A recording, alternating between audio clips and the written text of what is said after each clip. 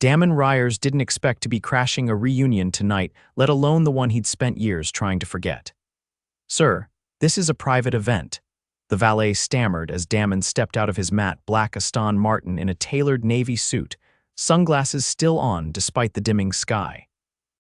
"I'm aware," Damon said coolly, tossing the keys without a glance. "Park it somewhere safe." The valet hesitated, but Damon was already walking toward the grand entrance of the Westbridge University Alumni Hall. The gold-lettered banner above the door read, "Class of 2014 10-year reunion." He hadn't planned to be here. He was supposed to be in Manhattan reviewing a merger deal, but when his board meeting got canceled last minute, something pulled him back here. Nostalgia. Boredom. A desire to prove everyone wrong, maybe, or maybe he just wanted to see if anything had changed. If they had changed. He walked through the doors like he owned the place because, in a way, he did. One of his real estate firms had funded the renovation of this very building last year. No one knew that, of course. Damon Ryers never did anything publicly unless it benefited the bottom line. Inside, laughter echoed. Former classmates milled around with drinks in hand, the hum of jazz filling the air. Damon didn't recognize most of them. He hadn't kept in touch. He'd gone from that guy who dropped out junior year to CEO of the fastest-growing tech conglomerate on the East Coast. He was here for 15 minutes, max. Then he saw her. Across the room, standing by the refreshment table in a soft lavender dress that clung in all the right places, was Harper Rowan. He froze. Harper, she hadn't changed. Well, she had. Her hair was longer, curled over her shoulders. Her body was stronger now, confident. But her eyes, those deep brown eyes, still held the same fire they did when she used to challenge him in every ethics class they took together. She was the one girl who never fell for his charm, the only one who ever saw past it. The one who once called him a walking ego with a great jawline and zero accountability. Damon had liked her more than he'd ever admitted. She hadn't noticed him yet. She was laughing with a group of women, holding a glass of red wine, gesturing animatedly. Her laugh was exactly the same. He walked toward her before he could talk himself out of it. She turned and her smile faltered. "Oh my God," Harper said, her voice a mix of disbelief and something else he couldn't place. "Damon?" "Hey, Harper," she blinked. What are you doing here?" "You didn't even graduate," he chuckled. "Yeah, I heard they don't check diplomas at the door." She shook her head, clearly thrown. "I haven't seen you in 10 years? 10 years and 3 months, he said before he could stop himself. Her eyes widened slightly. "I was in town," he added quickly. "Thought I'd swing by, see what everyone's up to." She crossed her arms. "Wow, Damon Ryers showing up without a press release or a photo shoot. Is the world ending?" He laughed, genuinely this time. "Still sharp, still arrogant," she said, but there was a flicker of amusement in her eyes. He glanced at her glass. "Can I get you another?" She hesitated, then handed it to him. "Only if you promise not to crash any more reunions." "No promises," he said as he took the glass and headed to the bar. By the time he returned, she was alone. He handed her the wine and leaned against the edge of the table. "So what have you been up to?" he asked. Harper took a sip. "I'm a high school counselor. Live in Boston now." "Boston," he echoed. "Still solving everyone's problems, huh? Someone has to," she said, raising an eyebrow. "What about you? Still starting companies and breaking hearts?" "Just companies," he said, his tone dipping. Hearts got old. There was a beat of silence between them. "You look good," she said finally. "So do you." Another beat, then she laughed softly. "This is surreal, you and I talking like adults." "I know," he said. "It's weird." "Why'd you really come, Damon?" He met her eyes. "Honestly. I didn't know you'd be here, but now that you are, I'm really glad I came." She didn't respond. Instead, she looked down at her drink, then back up at him. "You hungry?" He blinked. "What? I skipped dinner." "There's a diner 2 blocks down that probably hasn't changed since we were students." He smiled. "Lead the way." The diner was nearly empty, bathed in the soft glow of neon lights and the smell of burnt coffee. They sat across from each other in a booth, Harper flipping through the laminated menu. "Still order the grilled cheese with tomato soup?" he asked. She looked up. "You remember that?" "I remember everything." She paused, then closed the menu. "Yeah, same order." They ate, they talked. About everything and nothing. He told her about his companies, well, parts of them. She told him about the students she worked with, the broken homes, the ones who made it, the ones who didn't. They sat there for 2 hours, and when they walked out, the air was cool and quiet. "I should go," Harper said, rubbing her arms. "I'll drive you," Damon offered. She gave him a look. "You don't have to, I want to." She hesitated, then nodded. The Aston Martin was parked just outside the diner. Harper stared. "You're kidding." "Nope. You drive this around in Boston traffic." "I have other cars for that," he said, unlocking the door. She slid into the passenger seat, shaking her head. "Of course you do." He drove her to a little townhouse on the edge of town. When they pulled up, she unbuckled slowly. "Thanks for the ride," she said. "Thanks for the grilled cheese." She smiled, about to get out, then stopped. "Hey, Damon." "Yeah, you should come by tomorrow," she said. "Some of us are going to the lake, like old times." He didn't hesitate. "I'll be there." She got out and walked up the steps, turning one last time to look at him. That's when he knew he wasn't just crashing a reunion. He was crashing straight into something he hadn't felt in years, something real. The lake was exactly as Damon remembered, wide, still, framed by pine trees that had grown taller since the last time he'd stood on its bank. The air was warm for late September, tinged with the scent of damp wood and the faint smoke of someone's nearby grill. He parked his car beneath the trees, well away from the handful of others already scattered along the uneven dirt road, and stepped out into the late morning sun. He recognized a few faces by the water people he vaguely remembered from lectures and dorm parties, but none of them mattered. Not really. Harper was sitting barefoot on the dock, jeans rolled up to her calves, her toes skimming the water's edge. She had a paperback in her lap, one hand shading her eyes, and didn't look up when he approached. "Is it still a good book if you've read it 3 times?" Damon asked from behind her. She twisted halfway around, surprised but not startled. "Depends. If it still makes you feel something, then yeah." He slipped off his shoes and sat beside her, letting the boards warm his palms. "What is it?" "Song of Achilles breaks me every time." He nodded, resting his elbows on his knees. "You always liked the tragic ones." She gave him a sideways glance. "And you didn't?" "I read the summaries and pretended I did." Harper laughed, short and genuine. "At least you're honest now." They watched the water for a moment, the silence between them filled only by the sound of someone laughing across the lake and the soft slap of water against the dock's edge. "You disappeared," Harper said suddenly, not looking at him. "Back then. One day you were everywhere and then you just weren't." "I had to," Damon said. "There was no version of me back then that would have survived staying." She closed the book and set it beside her. "You could have said goodbye. I thought it'd be easier for everyone if I didn't." Her jaw tightened. "You don't get to decide that for other people." He didn't argue with her. He wasn't here to win anything. "I kept tabs on you," he said after a long pause. "From a distance, I knew you went into counseling. I knew you stayed in Boston." Harper turned to him slowly. "Why?" "Because you were the only person I ever met who didn't want anything from me." She blinked once, then looked away. "You don't know that." "I do." They sat in silence again, the kind that felt heavy rather than comfortable. "Do you still talk to your father?" she asked, her voice low. "No." He leaned back on his hands. "Not since the year after I left." She gave a small nod, as though that told her everything she needed to know. People began unpacking coolers along the grassy edge of the lake. Someone called out Harper's name and waved, but she didn't move. "I'm not seeing anyone," she said, her voice calm but deliberate. Damon looked at her, unsure if she meant it as a warning or something else. "Neither am I." She glanced at him, then back at the water. "Do you remember the night we argued over that ethics paper? You said my view of the world was naive. You said I was morally bankrupt." "You were," she said with a faint smile, "but I didn't mean it cruelly." "I meant what I said," Damon replied, "but not because I thought you were wrong.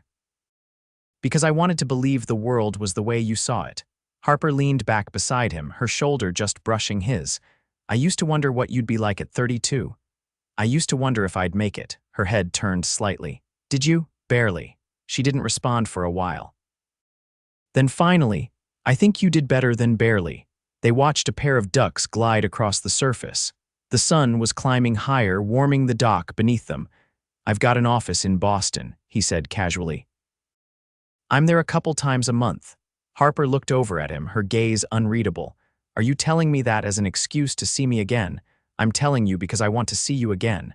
She stood up, brushing her jeans off. "Then don't wait for a board meeting to make it happen." Damon stood too, following her as she walked up the path toward the others. He didn't realize he was smiling until someone handed him a drink, and he took it without looking. By late afternoon, the picnic had unraveled into small conversations and scattered laughter. Harper was barefoot in the grass now, deep in conversation with another alum, and Damon watched her from the edge of the trees, drink forgotten in his hand. "You came all the way from New York just for this," Damon turned. The voice belonged to a guy he vaguely recognized, tall, athletic, probably one of the old lacrosse players, something like that. The guy nodded toward Harper. "She's something, huh? Always was." Damon didn't answer. "You two a thing now?" "No," the man raised an eyebrow. "You sure? She hasn't looked at anyone the way she looked at you since college." Damon didn't respond. He just watched Harper, the sun catching in her hair. That night, he dropped her off again at her townhouse, the neighborhood quiet around them. Harper lingered by the passenger door. "I'm not the same girl you knew," she said. "I didn't come here looking for her." She tilted her head, studying him. "Then what did you come looking for?" "I didn't know," he said honestly. "But I think I found it anyway." She stepped back, not answering, and he let her go. But as he pulled away from the curb, he saw her still standing there in the rearview mirror, her arms crossed, watching him go. And for the first time in years, he realized he wasn't in control of what happened next, and he didn't want to be. Harper didn't expect him to show up again so soon. She had just stepped out of her counseling office late Thursday afternoon, the sky bruised with approaching twilight, when she saw the sleek black car parked across the street. The window lowered as she descended the steps. "You're stalking me now," she called out, a teasing lilt in her voice as she approached. Damon leaned his arm on the window frame. "I had a meeting with a biotech firm 10 blocks from here. Thought I'd see if you were still working late." "You thought right," she said, adjusting the strap of her bag. "Are you offering me a ride or just blocking traffic?" He unlocked the door without answering. Inside the car, the scent of leather and cedar filled the quiet. He didn't turn on the radio. Instead, he glanced sideways as he pulled onto the street. "You look tired." "I had a student today who tried to run away. I spent 3 hours convincing her that her life wasn't over because her mom moved them into a shelter." Damon didn't fill the silence that followed. He just drove. After a few blocks, she asked, "Do you ever miss it? The simplicity of being 19 and convinced you knew everything?" "I miss the arrogance," he said, "not the ignorance." She let out a dry laugh. They drove until the streets grew quieter and turned into brick-lined roads with ivy-covered fences. Damon pulled into a space outside a quiet restaurant tucked between 2 old brownstones. Candles flickered in the windows. "I didn't make a reservation," he said as they stepped out. Harper raised an eyebrow. "You," he shrugged. "They keep a table open for certain clients." Inside, the maitre d' greeted Damon by name and led them past a low, burning fireplace to a corner table dressed in white linen and crystal glasses. Harper took a sip of water and looked around. "So this is what success tastes like." "Not quite," Damon said. "This is just dinner. Success tastes like exhaustion with better wine." She studied him, her fingers brushing the edge of her napkin. "Do you ever stop?" "No," he said simply. "I tried once. It didn't end well." "Let me guess," she said. "You hated having nothing to control." "I hated realizing how much of myself was built around the chase." She leaned forward slightly. "And now I'm trying to figure out if there's more to life than running at full speed." Harper sat back, watching him quietly. "You're different. I'm older." "That's not what I mean," she said. "You used to deflect everything. Now you just answer." The waiter came and they ordered. Damon chose a bottle without looking at the price. Harper didn't comment. Over dinner, she told him about her brother's upcoming wedding, about the way her students wrote letters when they graduated, how she kept every single one in a box under her bed, not because she was sentimental, she swore, but to remind herself the job mattered. She didn't ask him about his business, not once. And Damon realized he was grateful later as they walked back toward the car beneath a canopy of rustling trees. Harper stopped. "I don't do this," she said. "Dinner? This," she gestured between them. letting someone walk in after a decade and take up space again. I didn't plan to take up space, Damon said, just hoping for a little time. She tilted her head. Why me? He hesitated. Because I don't feel the need to be anything when I'm around you, I just… She didn't reply, but he saw the way her posture shifted, less guarded, more open. They reached the car, but neither moved to get in. I'm leaving for London Sunday night, Damon said. 3 days, I have meetings, a conference, but I'll be back by midweek. She looked down at the sidewalk. You don't owe me an itinerary, I know, but I'd rather not disappear without you knowing why this time. Harper met his eyes. You're not the disappearing type anymore. He opened the car door for her, but before she stepped in, she turned. I have a fundraiser Saturday, she said. For the school, it's not fancy folding chairs and lukewarm coffee, but if you're around… I'll be there, he said without hesitation. Back at her place, she thanked him for dinner and stepped out. He waited until she was inside before driving off. That night, Harper sat on her couch, scrolling through the fundraiser's silent auction list. When her phone rang, it was her principal.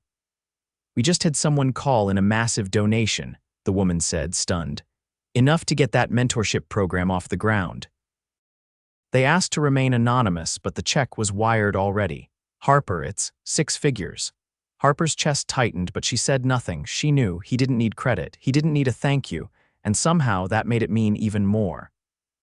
The next morning, Damon stood in front of the floor-to-ceiling window of his Boston penthouse, untouched coffee in hand. His assistant rattled off details about his London schedule, but his thoughts were elsewhere. He didn't understand how Harper had slipped beneath his armor so quickly. And what unsettled him more, he didn't want her to leave. He'd built empires with less clarity than this. But this felt like something he couldn't buy, couldn't manipulate. It felt like the one thing he hadn't accounted for: real love. The school auditorium buzzed with faint chatter and the clink of coffee cups as Harper adjusted the program sheets on the front table. Rows of folding chairs filled slowly with parents, teachers, and board members. The fundraiser wasn't glamorous, no chandeliers or string quartets, but it mattered. It was built on effort, not optics.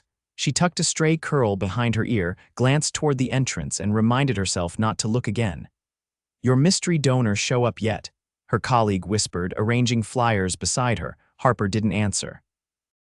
She hadn't told anyone she suspected Damon, not even her closest friend on staff. It felt too personal, too intimate, like speaking it aloud would dilute its meaning.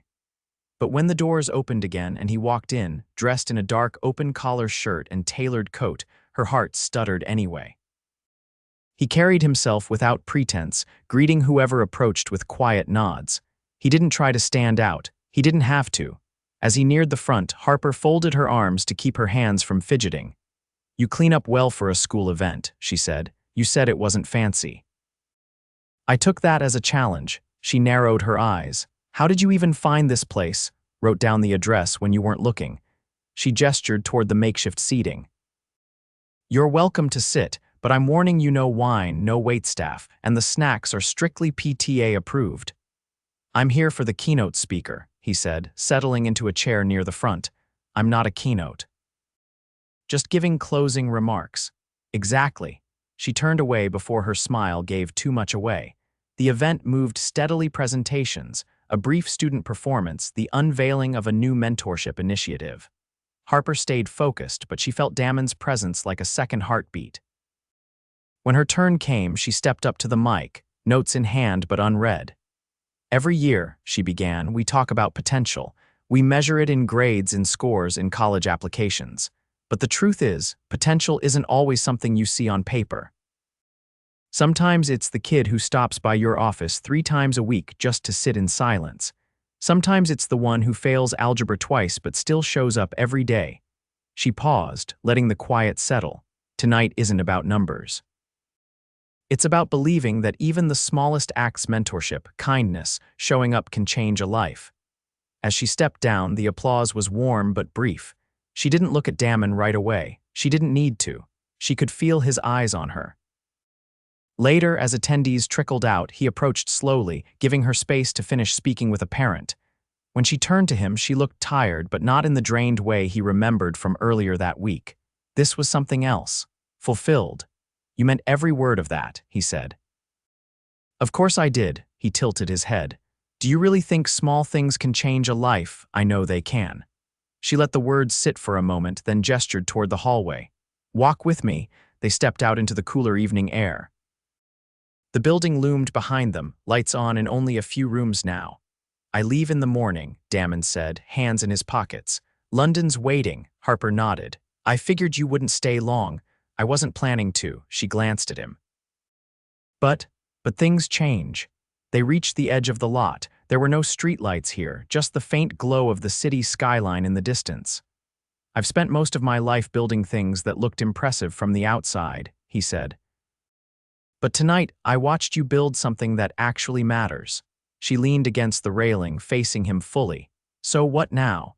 I don't want to keep showing up in fragments, he said. I don't want to be the man who disappears between meetings and cities. Her voice was quiet. Then don't be.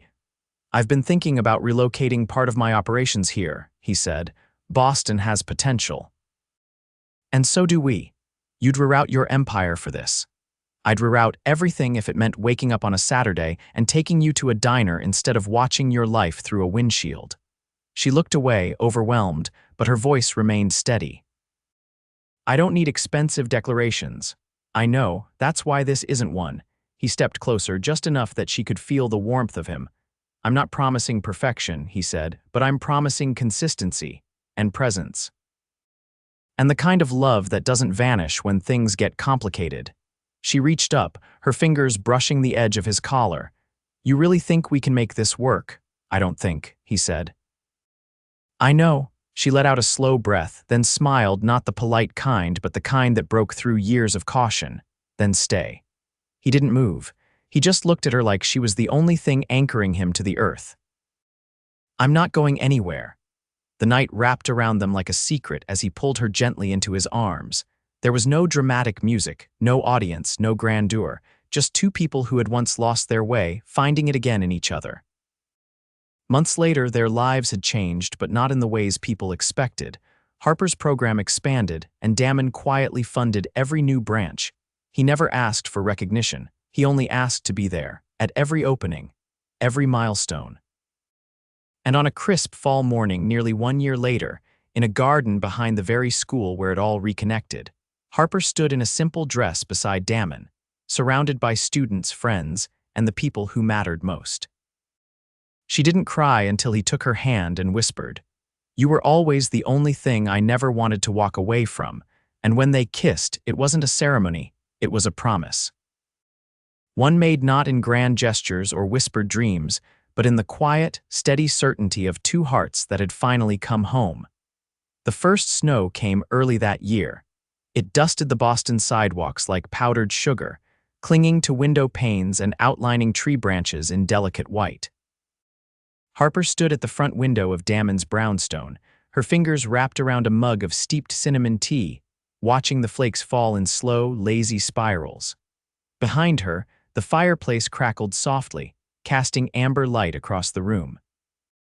The space, once stark and minimalist, now carried signs of a life being built. A stack of her books on the coffee table, her coat hanging next to his by the door. A half-finished puzzle spread across the dining table they both pretended not to be obsessively competitive about. Damon came down the stairs, buttoning the cuff of his shirt. "You're not dressed," he said, stopping behind her. "We're supposed to leave in 20 minutes. "I know," she murmured. He came closer, resting his hand on her hip. "Cold feet," she glanced up at him. "No, just—" A moment, his eyes searched hers, then he nodded. "Take it." She leaned back against him, letting the warmth of his chest settle her. "Did I ever tell you I used to imagine what it would feel like to be this content?" "No," he said quietly. "But I used to imagine what it would be like not to feel hollow." Harper turned in his arms, setting her mug down on the windowsill. "So what changed, you?" he said simply. "You walked into my life again, and everything that used to matter stopped mattering." She stepped back, her smile soft. "Then help me zip up this dress before I change my mind and stay home." By the time they arrived at the gala, the snow had slowed, leaving behind a glittering city wrapped in holiday lights and quiet magic. The ballroom was already filling with donors and city officials, the scent of pine and champagne floating in the air. This wasn't Harper's usual crowd, but tonight was different. Tonight was the official launch of the mentorship initiative Damon had helped fund quietly, strategically, and without a single headline. She wore a deep emerald gown, chosen not for its elegance but because when she tried it on, Damon had gone completely still and whispered, "That one." He hadn't let her walk more than a few steps ahead of him all night, not out of possessiveness but pride. It was in the way his hand lingered at the small of her back, the way his eyes followed her as she spoke to board members and superintendents, the way he didn't interrupt or insert himself, he just stood beside her, present and steady. When the speeches were over and the music began, Harper found him at the edge of the room, his tie loosened, a glass of bourbon in his hand. "You survived," he said as she approached. "Barely." He set the glass down and offered his hand. "Dance with me," she hesitated. "People will stare. They already are." He pulled her into the center of the room, one hand at her waist, the other gently cradling hers. The music was slow, the kind that made the world blur around the edges. Harper let her head rest against his shoulder. "You know," she said softly, "I used to think love was this painful, chaotic thing, that it had to hurt to be real. And now I think it just wasn't the right kind before." He tightened his hold slightly. "I want to show you something." They left the gala just before midnight. The driver waited out front with the car warmed and ready, but Damon didn't give him a destination. Instead, he drove them himself, cutting through the quiet streets until they turned down a road Harper didn't recognize. "Where are we going?" she asked, watching the city lights fade into a stretch of darkened buildings. "You'll see." He pulled up to a gated property. A security guard let them through without a word. Beyond the gates stood a 3-story brick building, its windows dark, scaffolding wrapped around one side. Harper looked over at him, puzzled. "This used to be a juvenile detention facility," he said. "They shut it down 5 years ago." No one knew what to do with it. He got out of the car and opened her door. "Damon, it's freezing, just a minute."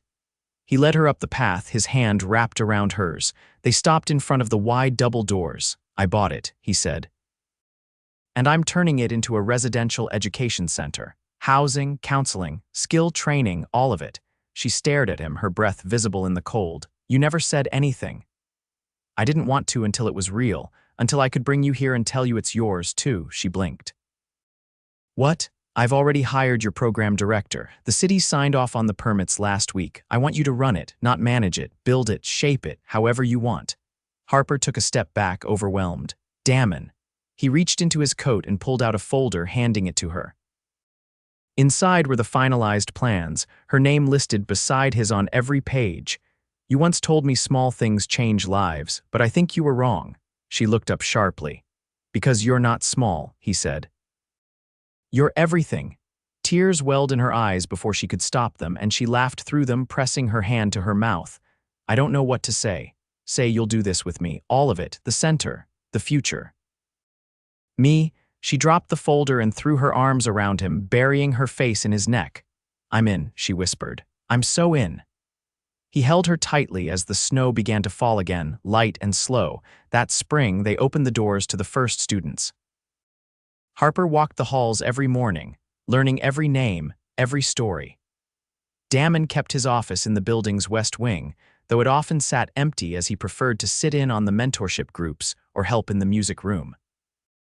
They hosted dinners in the courtyard, planted a community garden, and transformed the place that once imprisoned into something that finally set people free. At night, they returned home to the brownstone with its loud floors and crooked window panes. They argued over whose turn it was to cook, danced barefoot in the kitchen, and spent long, quiet Sundays reading on the couch. One evening, Harper found a letter tucked inside her favorite book.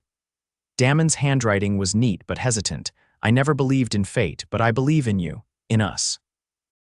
In this life we built from ashes. You're not my second chance. You're my only one." She turned to find him watching her from the hallway, leaning against the doorframe. "You always were better with words," she said, folding the letter back into the pages.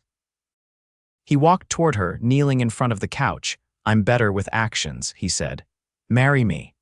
The answer didn't need words. She kissed him, slow and certain, and the world narrowed to that single, perfect moment. They married beneath the garden arch behind the center, surrounded by students and staff, friends and family. The ceremony was simple, heartfelt, and utterly them, and when Harper whispered her vows, her voice steady and sure, she said exactly what he'd always longed to hear. I loved you then. I love you now, I'll love you always. Damon didn't say anything back. He just kissed her like he never planned to stop, and he never did.